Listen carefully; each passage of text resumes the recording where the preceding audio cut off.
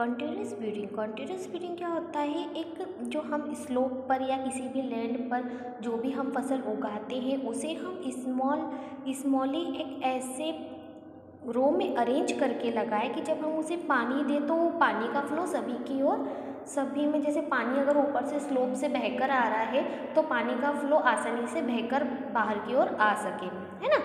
जैसे बहुत सारी रिवर्स है, नदी है, नदियों के किनारों पर, नदियों में कुछ भी हम वॉश वगैरह करते हैं या नदियों के किनारों पर भी बहुत सारी मिट्टी जो है एकत्रित हो जाती है जिसे हमें संजोना है। अब हम पढ़ेंगे ओवरक्रॉप्स। ओवरक्रॉप्स क्या होता है? ओवरक्रॉप्स ये होता है कि मान लो कोई भी फसल किसान ने कट करी, तो किसान ने फसल कट करने के बाद कुछ टाइम का उसे गैप देना चाहिए, उसके बाद ही न्यू क्रॉप्स को हमें उगाना चाहिए।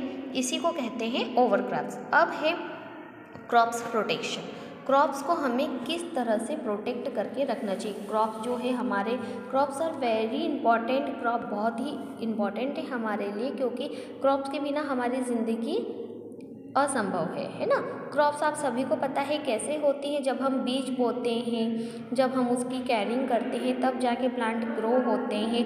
बहुत सारी टेक्नोलॉजी का प्रयोग करते हैं, जैसे एग्रीकल्चरिंग प्रोसेस का प्रयोग करते हैं, है ना। जैसे फार्मर जो है कोई खेती करता है तो उसे डे बाय डे पानी देना, खाद देना, उसमें कौन कौन से केमिकल्स छिड़कना, वो फिर किस टाइमिंग पर उसे कट करना है, कट करने के लिए कौन से इंस्ट्रूमेंट का प्रयोग करना है, ये सब चीज़ कौन डिसाइड करता है? फार्मर, है ना।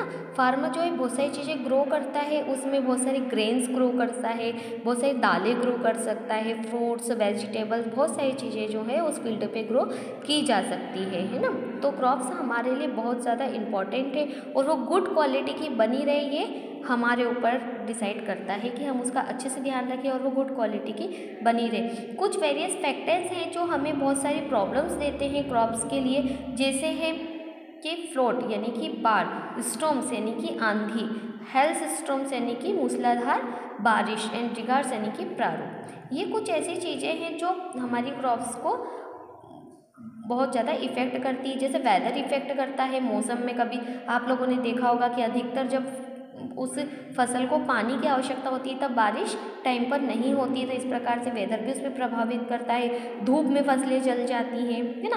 कुछ अनवांटेड क्रॉप्स जो कुछ आप लोगों ने देखा होगा कि खेतों के बीच में कुछ जंगली पेड़ पौधे भी उग जाते हैं, कुछ जहरीले पौधे भी उग जाते हैं, पॉइजन वाले पौधे भी उग जाते हैं जो उन फसल को बर्बाद कर सकते हैं। तो हमें उससे भी उसके लिए सावधान रहना चाहिए, अच्छे से मेंटेन करना चाहिए, है ना।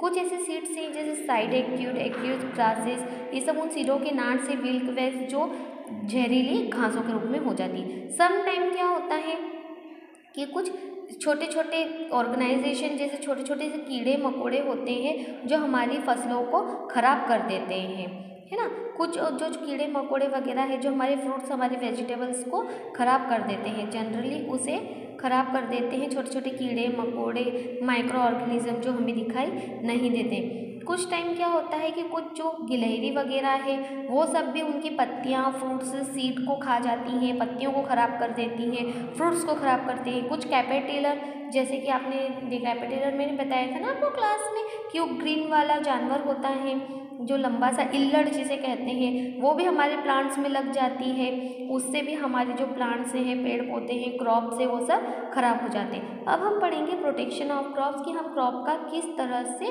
प्रोटेक्शन कर सकते हैं। वो जो क्रॉप्स में कीड़े लग जाते हैं, है ना, बहुत सारी प्रॉब्लम्स जो अभी हम सब ने पढ़ी, तो इन सब प्रॉब्लम से बचने के लिए क्या है, उनके पास केमिकल्स होते हैं, जो केमिकल्स का छिड़काव हमें टाइम टू टाइम करते रहना चाहिए, है ना। टी टाइप ऑयल से, जो केमिकल्स ऑयल से, नीम ऑयल से, बेकिंग सोडा है, इसका फार्मर को टाइम टू टाइम प्रयोग करके कीड़ों से हमारी फसल को बचाना चाहिए। कुछ टाइम क्या होता है कि कुछ जानवर जैसे मंकी है या तो अदर जानवर, एलिफेंट वगैरह है, हमारी फसलों में घुस जाते हैं और हमारी फसलों को बर्बाद कर देते हैं, तो हमें उससे भी प्रोटेक्ट करते रहना चाहिए। सम टाइम जो कुछ बर्ड्स वगैरह होती हैं वो भी हमारी फसलों को ख़राब कर देती, तो हमें उससे भी बचाव करना चाहिए। उससे बचाव के लिए हम क्या करते हैं, स्क्रो, जैसे आप लोगों ने देखा होगा कि जो किसान क्या करता है, खेतों के बीच में एक पुतला बना के खड़ा कर देता है जिससे वो जानवर डर कर भग जाते हैं। यानी कि मेन बात ये है कि हमें हमारी क्रॉप्स को बचाए रखना चाहिए। कुछ हमें टेक्निकल मेथड का भी प्रयोग करना चाहिए जिससे हमारी जो क्रॉप्स है वो अच्छी रह सके। हमारी अभी तो फार्मरी एग्रीकल्चर ने कितना सारा एडवांस डेवलपमेंट कर लिया है, तो हमें कुछ उनके प्रोटेक्शन का भी यूज़ करते रहना चाहिए जिस तरह से हम हमारी क्रॉप्स को बचाए रख सकते हैं।